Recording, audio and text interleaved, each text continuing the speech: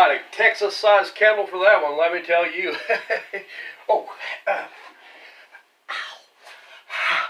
Hi, my friends. It's your tour guide to the sci-fi side, me, Preston E. And today we have got some stink burgers for you, let me tell you, shoo, because we got the great Mystery Science Theater Volume 8 coming at you. We got the Hobgoblins, those demented little Jim Handsome wannabe gremlin knockoffs. We got the Phantom Planet. We got Monster A-Go-Go, guaranteed to give you the wham-whams. I have no idea what that is either. Probably don't want to find out. And we also got the Dead Talk Back. Ooh, real spooky. So without further ado, I give you the great Mystery Science Theater Volume 8. Send them the movie, Percy! Everybody, meet my friend, Percy the Buzzard. He's going to send you the movie. Send him the movie, Percy. You're not my boss, you goober. Send him it yourself. It's so hard to find good help nowadays. First up, we have Hobgoblins from Season 9. What do you get when you got a bunch of teenage horror character tropes, demented knockoff gremlin monsters, and a coked-up 1980s Reaganomics background? You get Hobgoblins, my friend. Directed by Rick Sloan, Hobgoblin sees an elderly security guard named Mr. McCready who finds a replacement for his former security partner once his former security partner is killed off by the Hobgoblins after visiting a security vault Mr. McCready told him not to poke around in. Kevin takes the job as his partner so he can impress his chilly, frigid girlfriend, Amy. I was a security guard once, and it didn't help me much with the women. But my mom thought I looked handsome in my khaki uniform, though. Anyway, Kevin accidentally frees the Hobgoblins. The manic Muppet Midget reject miscreants escape and cause havoc to Kevin's friends, including Daphne the Slut, Amy the Ice Queen girlfriend, Kyle the horny red short-clad nerd, and Nick the AC Slater look-alike jockstrap army soldier. Each of these people get their fantasies fulfilled by the Hobgoblins, who in turn causes damage and dire consequences as a trade-off. Kyle fantasizes about making out with a skanky leather-clad woman who has cliched 80 hair and is nearly killed for doing so until Kevin saves his life and keeps him from being pushed off a cliff in a car. Later, at the sleazy cesspool known as Club Scum, Amy the prude fantasizes of being a striptease performing for a man called Road Rash. Nick comes in and fantasizes of leading a raid at Club Scum at the urging of his sergeant, who gets his privates permanently MIA thanks to a hand grenade shoved down his pants. Nick does his best imitation of a Human Torch and is presumably dead, and Road Rash surveys the scene. Must have been a rowdy crowd tonight. The Hobgoblins are defeated by getting blown up in the vault by explosives activated by Mr. McCready. Either that or Grandpa tried to use the microwave again. Anyhow, Nick lives with some scarring and crutches and has sex with Daphne in a van. He'll have to worry about being killed off by a different kind of creature now. Hobgoblins is a fast-paced, loud, goofy time capsule of the awesome 80s. The movie is a lot of fun with goofy-looking puppets with awesome sets of abs, and perhaps one of the oddest scenes in an already weird movie is an extended sparring scene with garden tools between Nick and Kenny that seems to go on forever. Mess with my granny's garden, and she'll well on you with her rake too. The movie is a lot of fun with or without the riffs, but Mike and the Bots bring lots of laughs to the already zaniness of this 80s horror dark comedy flick for a 5 out of 5 SOL Bones. Up next is The Phantom Planet from Season 9. The Phantom Planet is a 1961 movie that sees an astronaut-spastronaut named Captain Frank Chapman who loses his partner Lieutenant Rex McCannon in space as he just floats away after attempting repairs. loses him, or shoves him out. I mean, the guy was probably annoying him with all his flowery musings. You know, Captain, every year of my life, I grow more and more convinced that the wisest and best is to fix our attention on the good and on the beautiful. Don't hit him. You'll just take the time to look at it. Here's some guy, McConnell. Chapman and the ship is pulled to a giant asteroid called Rayton, where Chapman experiences ultimate shrinkage and grows to the size of Plankton from SpongeBob, and he is taken to the equally tiny Rayton's leader. On Rayton, Frank falls for a mute brunette named Zethra and the blonde daughter of Cesson named Liara, who falls for Frank as they begin to spend time with each other, much to the chagrin of Heron, who has a little thing for Liara, and I mean a very little thing. And if you think the rake battle from Hobgoblins was awesome, then wait till you see the deft duel over a dangerous floor tile with human disintegration powers. Now that is extreme!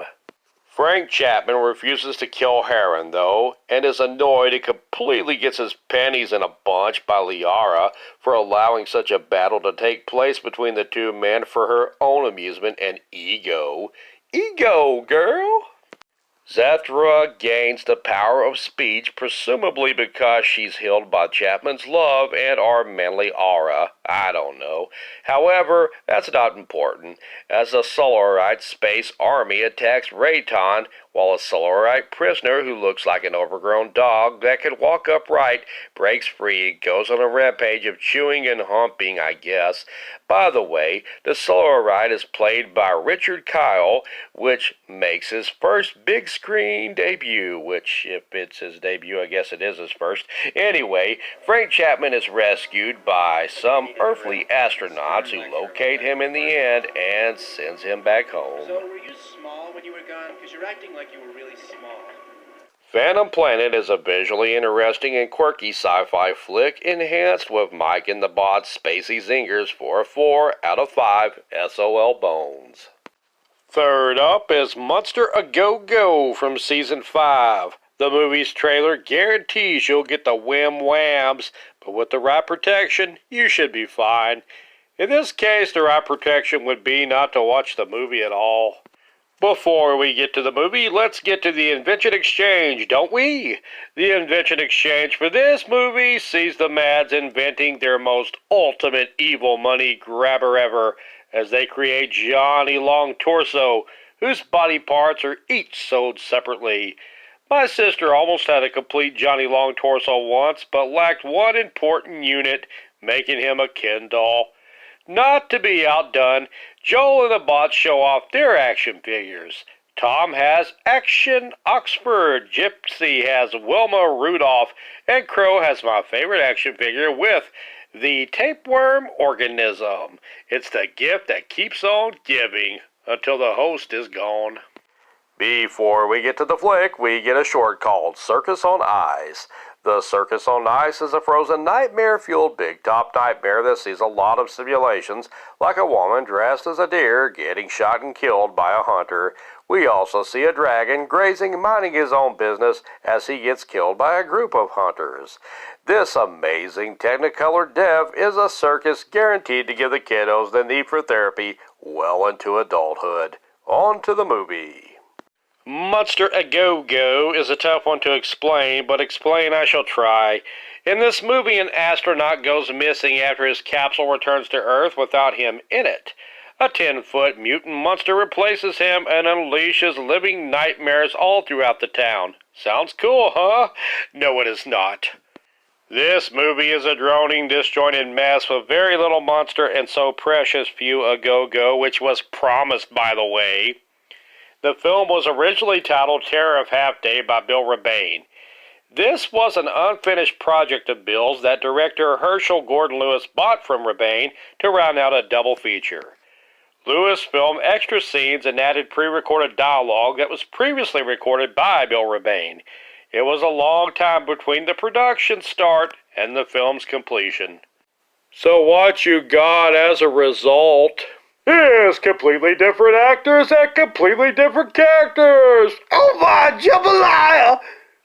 The movie is so silly that an actor even makes a noise of a phone ringing instead of a sound effect. Why stop at that? I wanted gun sound effects made by Michael Winslow from Police Academy fame, but I guess he wasn't born yet, unfortunately, though that would have been cool now that I think of it. Henry Hyde, who played the monster, was promoted as the tallest man in the world at 7 foot 6 inches. Robert Waldo has entered the chat room. Hello, shawty. The host segments of this movie between Joe and the Bots were a first in the fact that they had nothing to do with the movie, as the movie itself was such a disjointed mess. In case you're wondering, Frank lives and returns to normal size 8,000 miles away in a lifeboat. Man, I need ibuprofen stat. This movie was one of the most painful MST3K episodes I sat through, and you can also feel the pain it gave Joe and the Bots, too, as they struggle from beginning to end to sit through it and riff. I had to take this movie in two settings as I fell asleep halfway through. Joe and the Bots boo this movie's ending about as vocally as I heard them disapprove about any movie, and you too can boo along with them, united in hatred. So at least in that sense, the movie unites people. This movie would be the perfect fodder to torture your victims with if you truly wanted to torture someone by forcing them to watch it, like Dr. Forrester and TV's Frank do to Joe and the Bots. But this might be considered too much of a cruel and unusual punishment. For an effective, horrible movie to torture somebody, you can't go wrong by showing them this movie. And I had to award it my first 1 out of 5 SOL bones just for the sheer torture it gave me. Congratulations, Monster A Go-Go. You've earned it. You gave me the whim-whams. Even though I'm still not sure what that means. And finally, coming in from Season 6 is the Dead Talk Back. But before the Dead Talk, we're going to hear from the selling wizard in a short from Anheuser-Busch about promoting grocery store freezers, because when you think of frozen goods that you and the kiddos can enjoy on a hot summer's day, you think of good old Anheuser-Busch. Pass that beer nut ice cream and don't be stingy with the beer, selling wizard. Now on to the movie. The Dead Talk Back is a 1957 film about an inventor and an occult enthusiast named Dr. Henry Krasker, whose hair looks like skunk roadkill, helping the Popo solve the murder of an underwear model, and it is curtains for her when she is killed by a sharpened curtain rod fired from a crossbow. Using the guise of a seance, Dr. Krasker calls a meeting of the boarders into his laboratory. Notable boarders include the food-loving granny and the gym neighbor look-alike religious zealot, who all come in to the fake seance where Krasker uses invisible wires to make things float and scientific trickery to make it look like he is conversing with the dead underwear model. But the dead underwear model ghosts him. Just kidding, I just wanted to get that joke in there somewhere. It actually turns out he uses fake communication with the dead to get the real killer, Raymond, to confess that he killed Renee after he feared his parents would cut him out of their will for secretly marrying her in Mexico after she blackmailed him into silence. Ah, a love tale as old as time. The movie starts off slow, but picks up interest once the murder investigation gets underway. The narrator likes to constantly remind us how long Renee has to live, and this would be a common riff throughout the movie. One great host segment sees Mike and the Bots jam out as the Grateful Dead inspired the Dead as Crow makes that guitar talk in quite possibly the longest guitar solo ever that wraps around a few host segments and closes the episode credits. The Dead Talk Back gives you some good chuckles with eccentric characters, but suffers from some sluggish pacing for a 2 SOL bones out of 5. MST3K Volume 8 gems out with an overall collection rating of 12 out of 20 SOL bones. Well, that about does it for me. Please like, subscribe, and share, and join me here next time for the very fine MST3K Volume 9.